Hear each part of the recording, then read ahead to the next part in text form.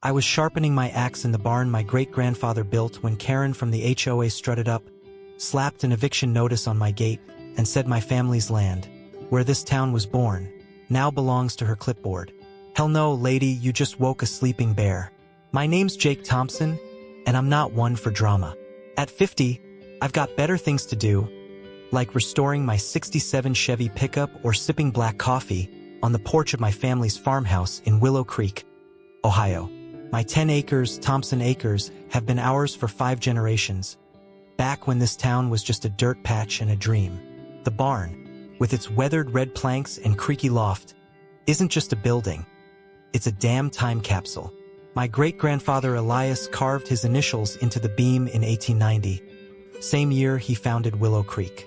So when Karen Whitmore, with her power suit and peroxide perm, marched onto my property like she owned it, I thought I was in some bad sitcom. Turns out it was worse. It was a Tuesday morning, the kind where the air smells like cut grass and engine oil. I was in the barn, running a whetstone over my axe, the rhythm steady as a heartbeat. The gate squeaked. Nobody uses that gate uninvited. I looked up, and there she was, Karen, president of the Willow Creek Homeowners Association, clutching her sacred clipboard like it was the Constitution. Behind her, a shiny SUV idled, probably guzzling more gas than my truck's seen in a month. She didn't knock, didn't wave, just stomped over in heels that sank into my dirt driveway. "Mr. Thompson," she said, voice sharp as a tax audit, "you're in violation of HOA bylaws. This," she waved at my barn like it was a landfill, "structure is non-compliant. I'm serving you an eviction notice." I stopped sharpening. Eviction? I laughed, figuring it was a mix-up. "Lady, I don't even belong to your HOA. Never signed a thing." Her lips pursed tighter than a banker's wallet. "As of last month's annexation, your property falls under our jurisdiction. You have 30 days to vacate, or we'll escalate." She thrust a stapled packet at me, the kind of official nonsense that gives you a headache just looking at it. I took it, mostly to keep from chucking it in the manure pile.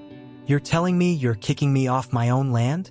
The land my family's held since before your great-grandma was in pigtails. It's not your land anymore," she snapped. "It's Willow Creek's future. That barn's an eyesore, and your lifestyle doesn't align with our vision of progress." She flicked her eyes over my flannel shirt and grease-stained jeans, like I was some hobo squatting in her gated community. That's when it hit me. This wasn't a mistake. This was personal. Karen wasn't just delivering paperwork. She was staking a claim, acting like my family's legacy was a weed she could yank out. I leaned the axe against the barn door, slow and deliberate, and crossed my arms. "Karen, you ever hear of Elias Thompson?" She blinked, thrown off her script. "Should I?" "You should. His name's on the town hall cornerstone. He didn't just live here, he built this place. And I'm not going anywhere." Her smirk didn't budge. "We'll see about that." She turned on her heel, leaving me with the packet and a cloud of her perfume that smelled like corporate ambition. I watched her SUV peel out, kicking up gravel, and felt something I hadn't in years. Pure, unfiltered rage. I flipped open the eviction notice, and the more I read, the shadier it got. The signatures looked like they were scrawled by a toddler with a crayon. It babbled about eminent domain and a county ordinance. But the dates didn't add up, and half the legal terms sounded like they were Googled 5 minutes before printing. I've dealt with enough small-town bureaucracy to know a scam when I see one. My buddy Carl got slapped with a $200 HOA fine for painting his mailbox too blue. But this was theft dressed up in legalese. Now, hold on. Imagine some suit telling you to pack up and leave your home, the one your kin built from nothing. What's your first move? Drop your gut reaction in the comments, because I promise this fight's about to get dirty. I headed inside, the notice burning a hole in my hand. In the kitchen, I dug out the fireproof safe under the floorboards. Yeah, I'm old school like that. Inside was my grandfather's property deed, dated 1923, notarized and clean as a whistle. It mapped out Thompson Acres, clear as day, with a clause that made my jaw drop. Exempt from all future claims, in perpetuity. In Ohio, HOAs can't just annex land without consent, and I sure as hell never gave it. Karen's little power trip was starting to look like a house of cards in a windstorm. I poured a fresh coffee and sat at the table, staring at the deed next to her garbage notice. My mind raced. I'd heard stories, HOAs bullying folks into selling cheap, developers sniffing around rural towns like Willow Creek for easy flips. But my land? The place where my dad taught me to shoot, where I scattered my wife's ashes under the oak tree. No way. Not today, not ever. Karen's parting shot kept echoing. Your lifestyle doesn't align with progress. Progress? She meant condos and strip malls, the kind of soulless sprawl that's been choking small towns since the 80s. I've seen it. Guys my age losing their farms to slick suits with slicker lawyers. But she didn't know who she was messing with. My family didn't just settle Willow Creek. We are Willow Creek. Elias Thompson's blood runs in my veins, and if Karen thought she could erase that with a clipboard, she was about to get a history lesson. I stood up, grabbed my keys, and headed to the barn. The axe was still there, glinting in the sunlight. I didn't pick it up yet. Instead, I ran my hand over the beam where Elias's initials were carved, rough under my fingers. They're coming for us, old man, I muttered. But we ain't budging. Karen didn't know it yet, but she just picked a war with the wrong Thompson. I cracked a grin, the kind that comes when you know you've got a fight worth winning. My great-grandfather didn't just live here, he carved this town out of the dirt. And I was about to remind everyone why the Thompsons don't back down. Karen thought she'd scare me off with her fancy letterhead. But she didn't know I've got a filing cabinet full of secrets, and a cousin who's a lawyer. Let's see who's evicting who. After Karen's stunt with that eviction notice, I wasn't sleeping much. My coffee pot was working overtime, and every creak of the old farmhouse felt like a challenge. And I don't spook easy, but that packet of lies she slapped on my gate, it was like a burr under my saddle. Thompson Acres, my family's 10 acres in Willow Creek, Ohio, has been ours since my great-grandfather Elias carved this town from nothing in 1890. That barn she called an eyesore has got more soul than her entire HOA board. But Karen Whitmore, with her clipboard and her vision of progress, thought she could waltz in and steal it. Big mistake. I started with the eviction notice, spread out on my kitchen table like a bad poker hand. The more I read, the worse it stank. It claimed my land was annexed last month under some new HOA bylaw, but I'd never gotten a vote or a notice. Ohio law says you need both. The signatures looked like they'd been traced by a drunk, and the county ordinance it cited was vaguer than a politician's promise. I've seen HOAs pull dirty tricks. My buddy Carl's still griping about that $200 fine for his too blue mailbox. But this was next level. It wasn't just about my barn. Someone wanted my land, and I had a hunch it wasn't for the community good Karen was preaching. First move, call in the cavalry. My cousin Mike's a lawyer, the kind who'd rather grill ribs than chase ambulances. But he knows Ohio property law like I know my Chevy's engine. I drove to his office in town. The notice crumpled in my fist. Mike's place is above the hardware store. Smells like sawdust and old books. He leaned back in his creaky chair, scanning the packet with a frown that said he'd seen this crap before. "Jake, this is fishy," he said, tapping the forged signatures. "HOAs can't annex private land without consent, especially not a plot like yours with a clear deed." But he held up a finger. Ohio's been loosening rules for community associations, especially in counties chasing developer money. Someone's banking on you not fighting back. Someone's about to be disappointed. I growled. "Who's behind this, Mike? Karen's not smart enough to cook this up alone." He grinned. "That's what we're gonna find out. Start at the town hall, check the records. If they stonewall you, we'll know we're onto something." Town hall was my next stop. A squat brick building with a flagpole and a bulletin board full of bake sale flyers. I figured I'd pull the property records, confirm my deeds ironclad, and maybe spot whatever ordinance Karen was leaning on. Easy, right? Wrong. The clerk, Brenda, was Karen's right-hand woman. Same perm, same pinched face. I asked for my lands file, and she gave me a smile colder than a January ditch. "Sorry, Mr. Thompson," she said, not looking sorry at all. Those records are misplaced. Try back next week. Misplaced. I leaned on the counter, voice low. Brenda, my family's deed predates your typewriter. You telling me you lost history? She shuffled papers, avoiding my eyes. It's being audited. HOA business. I was about to argue when I caught her muttering into her phone as I turned to leave. Yeah, the developers' meeting's tonight. Thompson's land is key. My ears pricked up. Developer? That wasn't in Karen's community vision speech. I slipped out before Brenda noticed I'd heard. My gut screaming this was bigger than a nosy HOA. Back home, I needed ammo, something to prove Thompson Acres was untouchable. My farmhouse attic's a museum of family junk. Old photos, rusted tools, my dad's Vietnam letters. I climbed the rickety ladder, flashlight in hand, and started digging through crates. Dust stung my eyes, but after an hour, I hit gold. A wooden box with Elias Thompson's initials burned into the lid. Inside was the 1901 Willow Creek Town Charter, yellowed but legible, naming Elias as the founder. Better yet, there was a hand-drawn map of Thompson Acres, stamped with a notary's seal and a clause in spidery ink. Exempt from all future claims in perpetuity. Jackpot. I sat back, grinning like I just rebuilt a carburetor blindfolded. This wasn't just a deed. It was a middle finger to Karen's whole scam. The charter proved my land was the beating heart of Willow Creek, set aside before HOAs were even a gleam in some bureaucrat's eye. Karen wanted to play dirty? I had a century's worth of receipts, and I wasn't folding. That night, I headed to Rusty's bar, the kind of place where the jukebox plays Merle Haggard and the beer's cold enough to hurt. Half the town's old-timers were there, guys who'd known my dad and hated the HOA as much as I did. There was Old Man Jenkins, still sore about his rooster fine, and Carl, nursing a grudge over that mailbox. I slid into a booth, the charter tucked in my jacket, and laid it out. Karen's trying to steal my land, I said, passing around the eviction notice. Says it's for progress. I say it's bull, and I've got proof. I tapped the charter. My family founded this town. She doesn't get to erase that.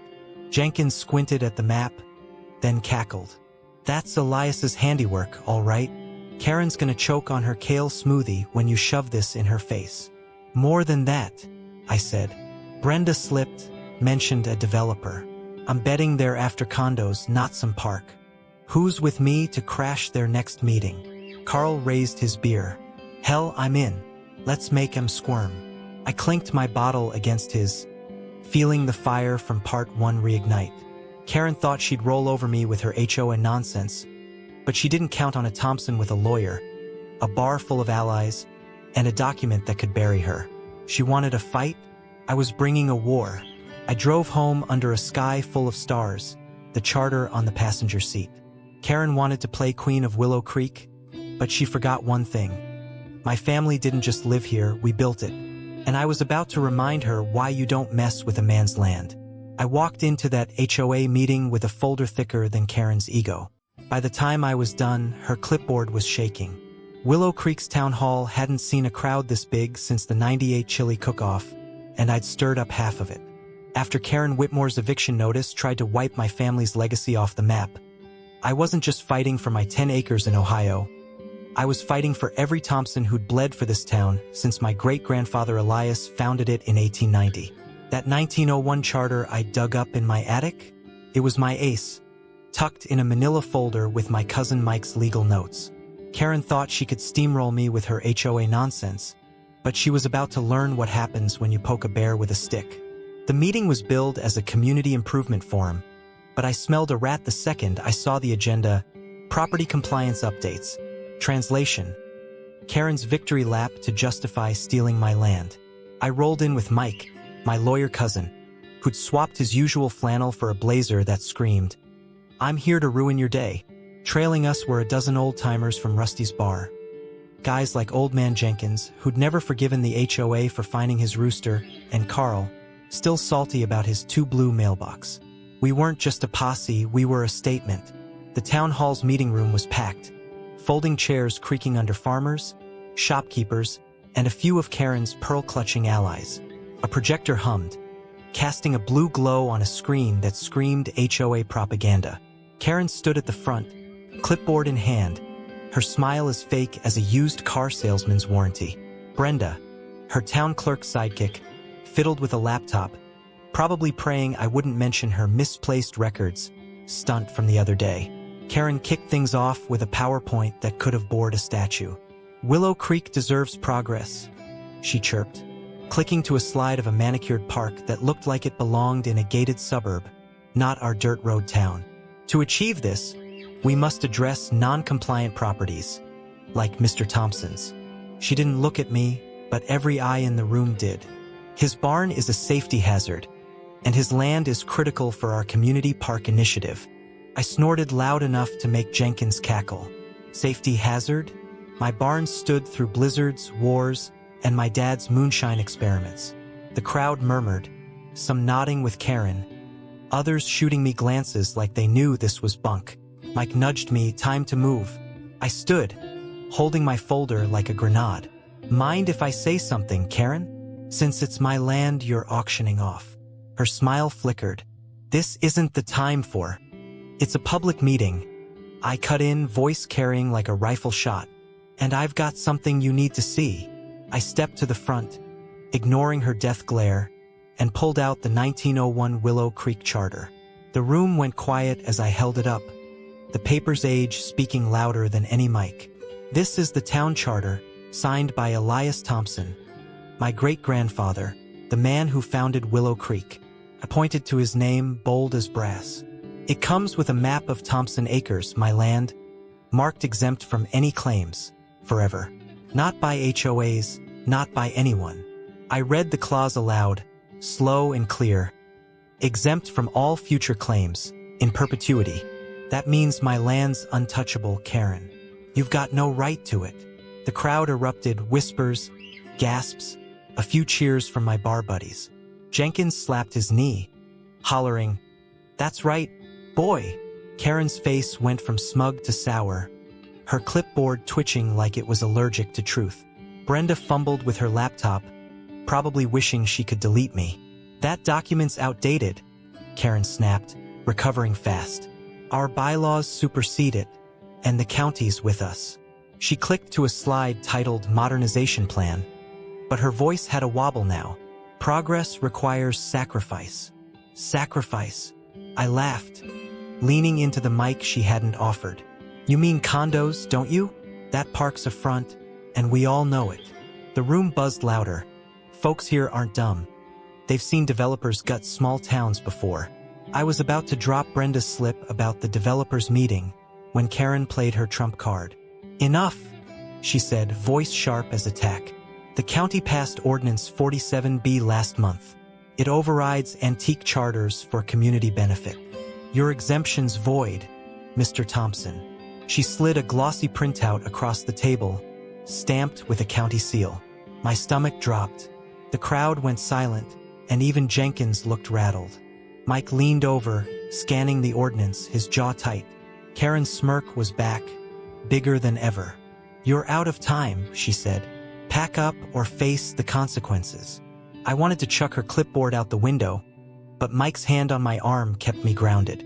He whispered, "That ordinance is under review," shaky as hell. "She's bluffing." I nodded, barely hearing him over the blood pounding in my ears. Shaky or not, Karen had the room spooked, and she knew it. Half the crowd looked ready to sign over their own yards just to avoid her wrath. But I wasn't done. "You think a piece of paper scares me?" I said, loud enough to snap heads back my way. "My family built this town, every road, every shop. You don't get to erase that because you've got a county stamp and a bad attitude." I turned to the crowd. "Who's with me? Who's sick of this HOA treating us like tenants in our own home?" Carl stood first, then Jenkins, then a dozen others, farmers, mechanics, guys who'd known my dad. "Thompson! Thompson!" they chanted, fists pounding chairs. Karen's face went redder than my barn, her clipboard practically bending under her grip. Brenda looked like she wanted to crawl under the table. "Order!" Karen shouted, but the room was ours now. I grabbed my charter, gave her a nod that said, "This ain't over," and walked out with my crew, the chant echoing behind us. Outside, under the town hall's flickering lights, Mike clapped my shoulder. "You shook her, Jake. But she's not done.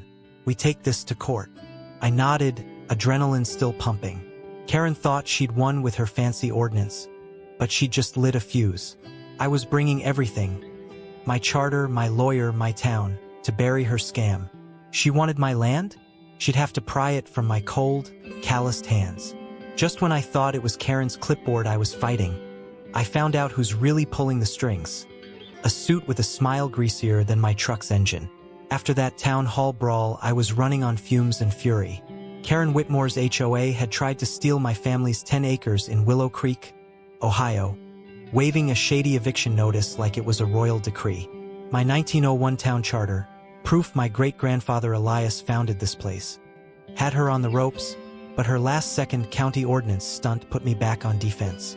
I wasn't just fighting for Thompson Acres, the land my kin built since 1890. I was fighting for every stubborn son of a gun who's ever stared down a bully with a pen. Karen thought she'd checkmate me, but I was about to flip the board. The morning after the meeting, I was in my barn, sanding a cedar plank for my '67 Chevy's bed, when my phone buzzed. It was Mike, my lawyer cousin, sounding like he'd chugged too much coffee.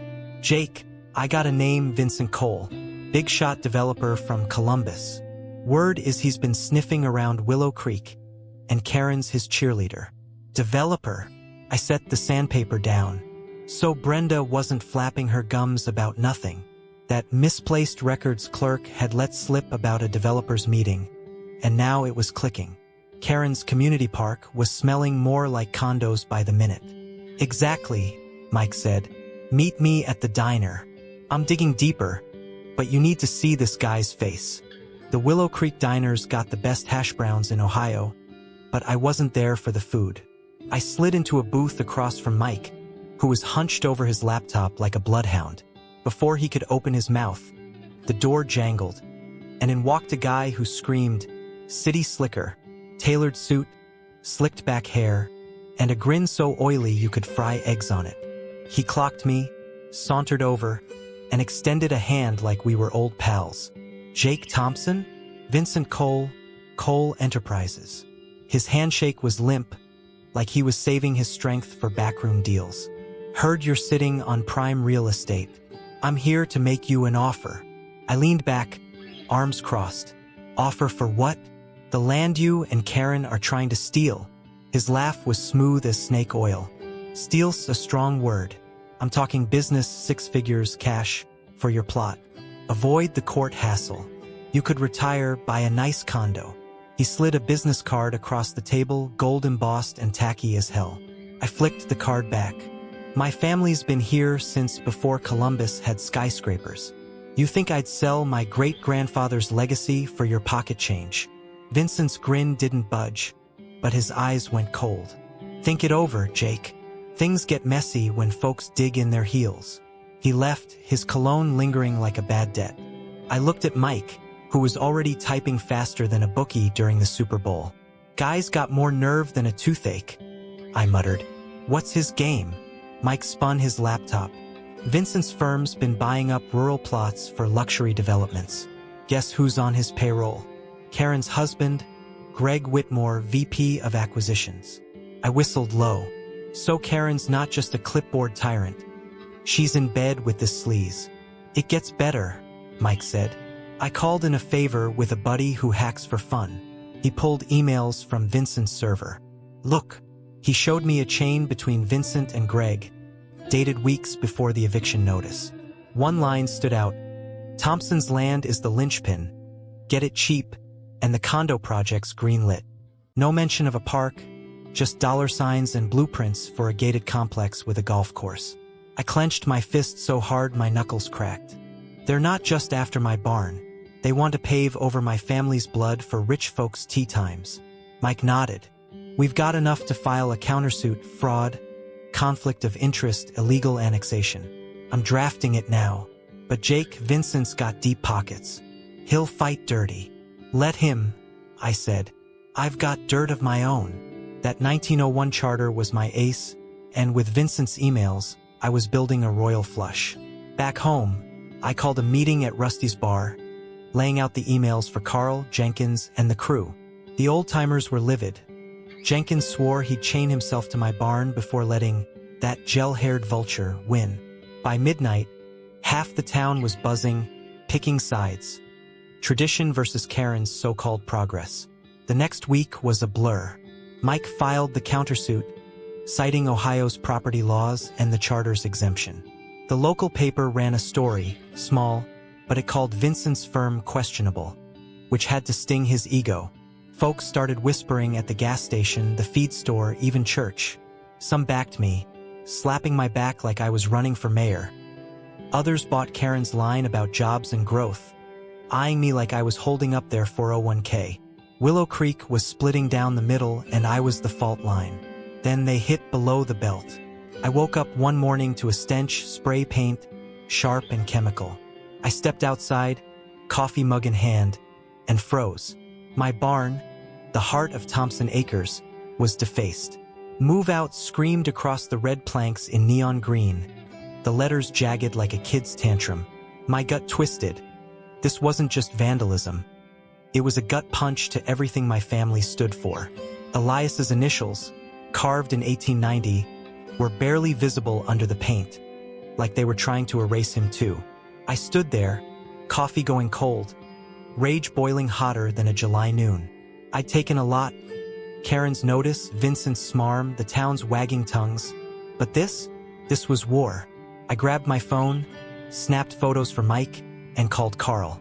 Spread the word, I told him. Someone's scared, and I'm gonna find out who. By noon, the old-timers were at my place, Jenkins with a bucket of turpentine, Carl with a scowl that could curdle milk. Vincent's behind this, Carl growled. Or Karen's got a mean streak we didn't see. Doesn't matter, I said, scrubbing paint with a rag. They just made it personal. My barn wasn't just wood and nails. It was where my dad taught me to swing a hammer, where I kissed my wife under the stars. Vincent and Karen didn't just want my land. They wanted my soul. And I'd be damned if I let them have it. I drove to Mike's that night, the photos burning a hole in my pocket. We're not just suing for fraud, I told him. We're burying them. Karen, Vincent, their whole condo fantasy. Mike grinned, his legal pad already a war zone of notes. Courts in 2 weeks. With the charter, the emails, and now this vandalism. They're toast. I nodded, staring out his window at the town I loved. This wasn't just about my land anymore. It was my blood, my fight, my legacy. Karen and Vincent thought they could break me, but they just sharpened my claws. They were about to learn what happens when you back a Thompson into a corner. I stood in that courtroom with my great-grandfather's charter in my hand, ready to burn Karen's HOA scam to the ground. By the end, I wasn't just saving my land.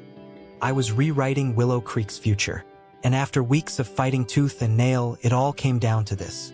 Karen Whitmore's eviction notice had tried to erase my family's 10 acres in Willow Creek, Ohio, land we've held since Elias Thompson founded the town in 1890. Her HOA tricks, backed by Vincent Cole's condo-hungry cash, had pushed me to the edge. Forged papers, a shady ordinance, even move-out spray-painted on my barn. But I had the 1901 town charter, a stack of Vincent's dirty emails, and a town half ready to riot behind me. Karen and Vincent thought they'd bury me in court. They were about to choke on their own lies. The Willow Creek County Courthouse smelled like old wood and older grudges. I wore my best flannel, clean, but no tie. I'm not a suit guy. Mike, my lawyer cousin, stood beside me, his briefcase stuffed with evidence thicker than a phone book. Across the room, Karen clutched her clipboard like a life raft, her face pinched tighter than a lemon. Vincent was next to her, his gelled hair gleaming under the fluorescence, whispering to a lawyer who looked like he charged by the syllable. The gallery was packed. Carl, Jenkins, half of Rusty's bar, plus townsfolk split between my side and Karen's Progress crowd. The judge, a grizzled guy named Hargrove, didn't waste time. Mr. Thompson claims fraud and illegal annexation by the Willow Creek HOA. Let's hear it. Mike went first, laying out our case like a mechanic tearing down an engine. He held up the 1901 charter, its notary seal catching the light. This proves Thompson Acres, owned by Jake Thompson, is exempt from any claims in perpetuity. The HOA's annexation was unilateral, violating Ohio law requiring consent. He cited statutes I barely understood, then dropped the bomb. Vincent's emails, proving the community park was a front for condos. The gallery buzzed. Karen's knuckles went white. To drive it home, Mike called a historian from the State University, Dr. Ellis, who'd studied Willow Creek's founding. She testified that Elias Thompson's charter was airtight, backed by court rulings from 1910 that upheld similar exemptions. Thompson Acres is a cornerstone of this town's history, she said.